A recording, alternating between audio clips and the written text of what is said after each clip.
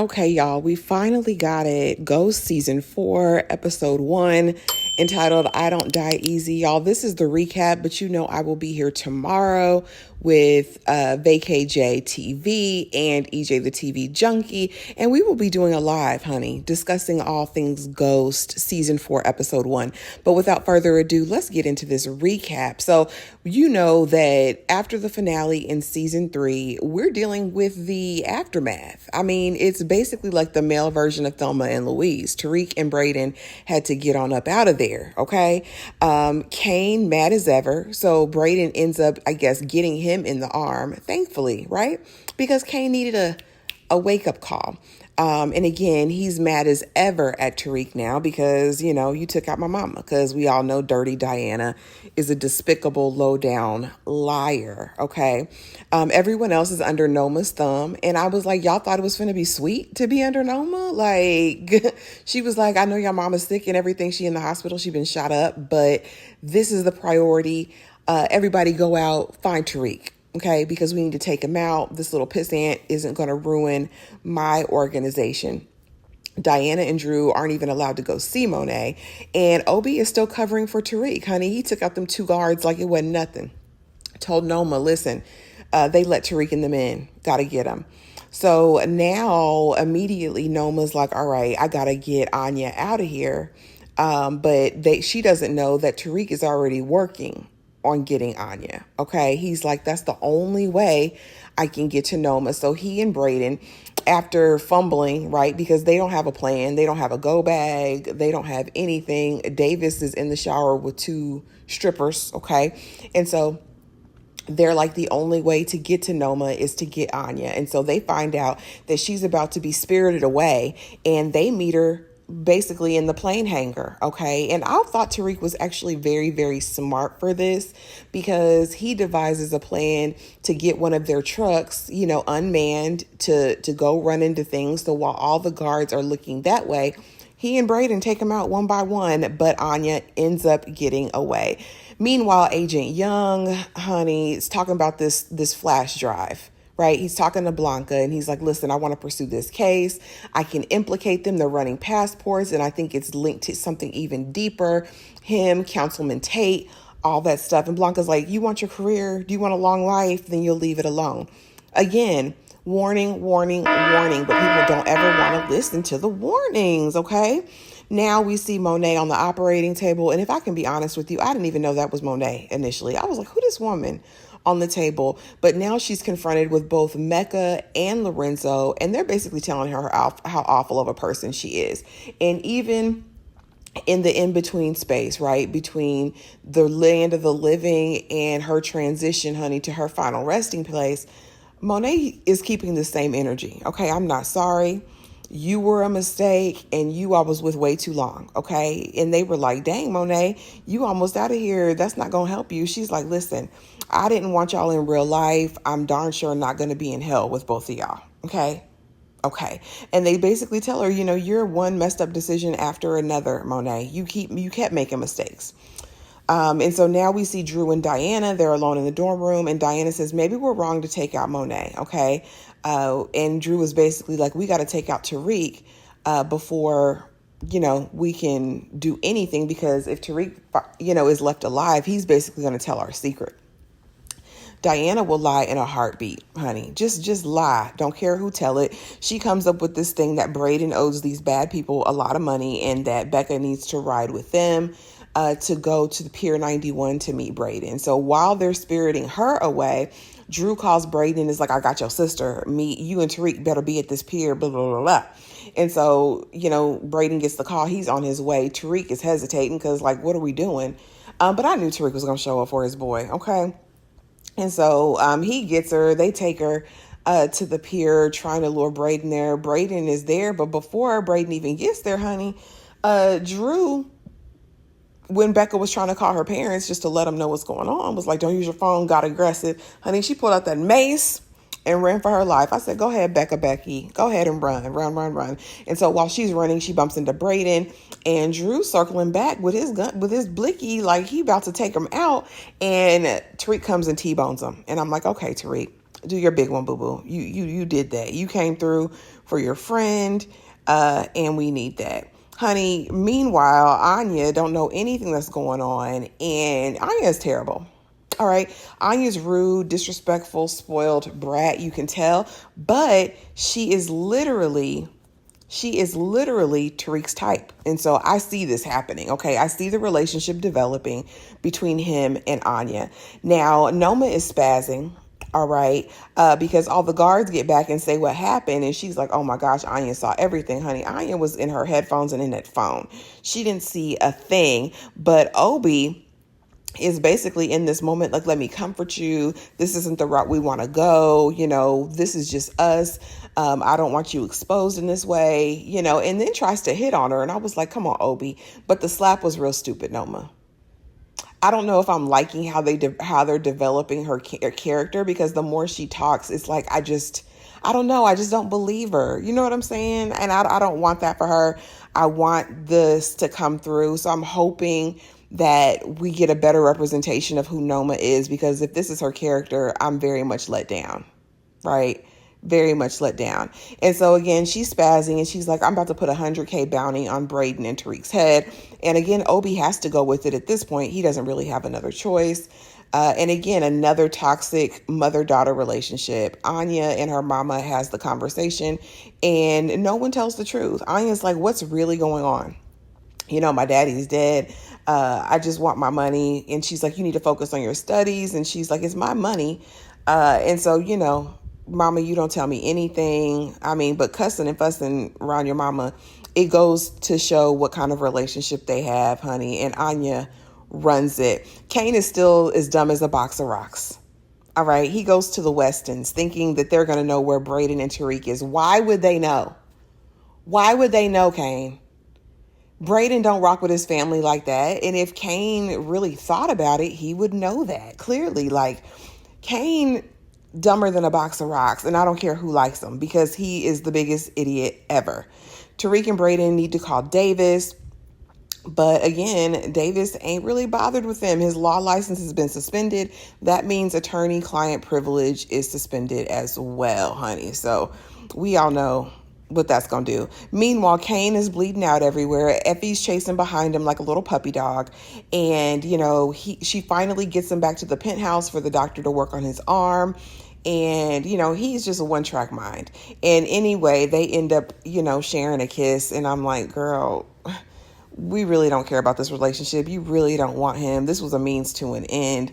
But we know how Effie gets down. Again, Monet got to right her wrongs. Okay, she's added hurt on hurt.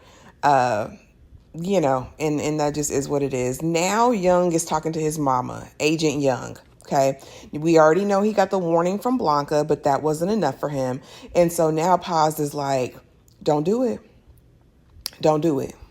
Don't do it. He's like, I have a plan to implicate everyone, but everybody's telling me to leave it alone.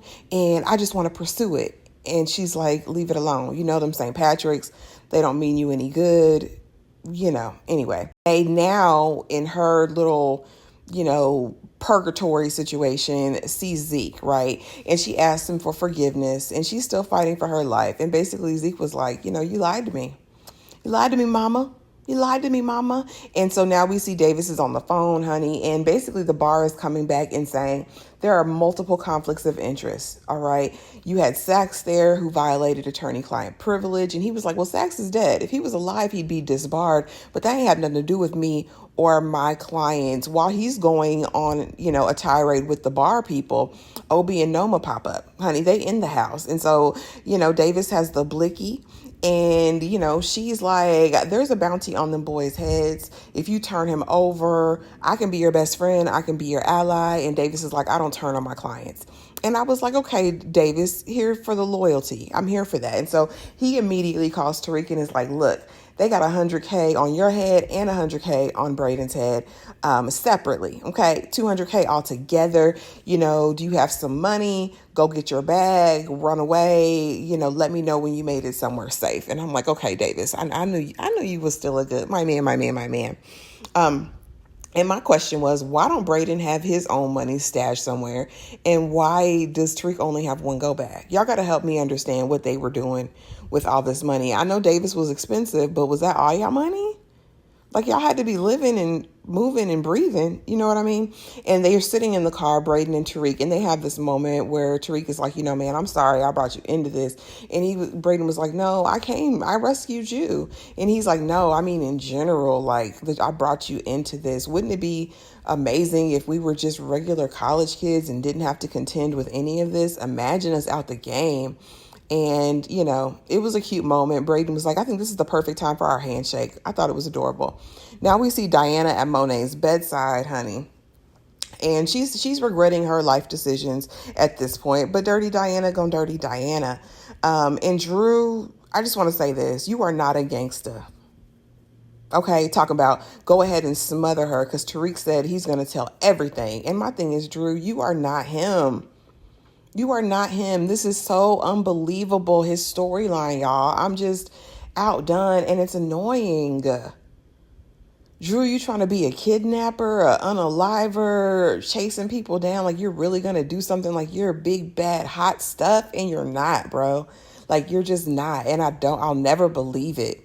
So Tariq and Brayden have to go back to Stansfield because that's where the bag is stashed.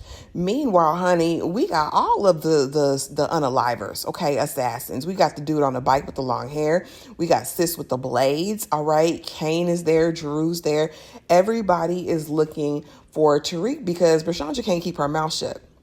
She kept it shut for the police because Young is there too, but for nobody else, honey. Y'all saw Tariq? He here, yeah. Effie's looking hesitant, chasing Kane all around the school. And I'm like, how is Kane leading you around the school when you're the one who attends the school? All right. Anyway, they've got the bag. They've got the money. They're headed to the parking garage, running from everybody because, of course, assassins are out after them. And who confronts them but Agent Young? Agent Young is like, look, Tariq, I can implicate you in this. I have the thumb drive. Meanwhile, the unaliver assassin is right behind them watching the whole exchange. And he starts shooting. Young starts shooting.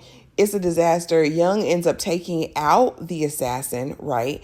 But now Tariq and Brayden have the upper hand on Young with this flash drive. And so what does Tariq do in the moment? Uses Young as leverage. Noma, let's FaceTime Noma, okay? Noma, look, I got this agent. He got all your info on the passports, on the everything. I can eliminate this problem for you, for a truce. And so Obi advises her, yes, we need to give them a truce. And she's like, he tried to come after my daughter. That's unforgivable. I'm going to get him one day, but we'll do a truce for now under the conditions that Brayden nor Tariq can sell any dope at all. Okay, so that's the condition. So again, they're going to have to contend with the fact that they can't sell that. So how are they going to make money? Again, I didn't know how this was going to work out. I would say I was thrown off, right? These are two college kids, right? Whose aim ain't even all that great. And you got these professional assassins after them. Like, I knew they was going to have to wrap that up quick because, again, just unbelievable. And so after all was said and done, Young's like, yeah, because my auntie Angela, why would you say that to Tariq, honey? If he wasn't going to take you out before, he was definitely going to take you out then. But I will say I was surprised to see Young go in the first episode. But if you remember in the final predictions live, I did say I didn't believe Young. Young was not believable. He was not built for this life, not built for these situations. Okay, he just wasn't. And Drew and his little stupid run just annoyed me. So after all is said and done, honey, the police are there. Brayden makes a call to campus security. The police go there, and he and Tariq are basically giving a press conference. As they're speaking, Effie, Kane, and Drew run up. And Drew is like, Kane, Diana said that Tariq didn't do it. She missaw. And Kane's like, something's suspicious. And it is. But Tariq didn't do this. He was supposed to, but he didn't, y'all. So just let it go. Let it go. And so now they're back at the hospital. And the nurse is like, might as well say your goodbyes. And, Diana's like, I miss you, Ma. And Monet wakes up. Okay. And so now everyone gathers around. Who did this to me? I love y'all. But who did this to me? And Kane's like, we don't know. And she's like, you got to find out, which we already knew. Like I said, I think she will have a short redemption arc where she'll be sweet, kind, loving to her kids. But baby, when she finds out the truth, Over, over. Now we are officially at the end of the episode introduced to Don Carter, honey. And he is in the Catholic Church lighting his candles, saying the rosary, meeting with the priest, okay? He's filled with bitterness, wrath, and anger because he lost his wife. And he says, no, I didn't lose my wife. My wife was unalived. Okay, the task force keeps me busy and motivated, but I can't get this out my heart, right? So he's got a vendetta. He's vengeful. His wife was unalived. We don't know the backstory of that yet. But as he's coming out of confessional, Paz runs up and she's like, my baby's dead. My son is gone. My son is gone. And I don't believe the story. Tariq St. Patrick did this. Tariq did this. And he's like, oh, I'll help you. I'll help you. I'll nail whoever took your son. I'll nail whoever took your son. Y'all, come on. Come on, guys. Anyway, that was episode 1 of season 4, Power Book 2 Ghost. I would love to know your thoughts. I'm not giving my official rating until the live tomorrow, so be sure to check in on that. That's going to be at 3:35 Eastern Standard Time. Over here on the channel. Let me know what you thought of this episode, the first episode of the last season of Ghost, y'all. Can you believe it? Anyway, thank you guys so much for watching. Please be sure to like, comment, subscribe, and I will see y'all in the next video.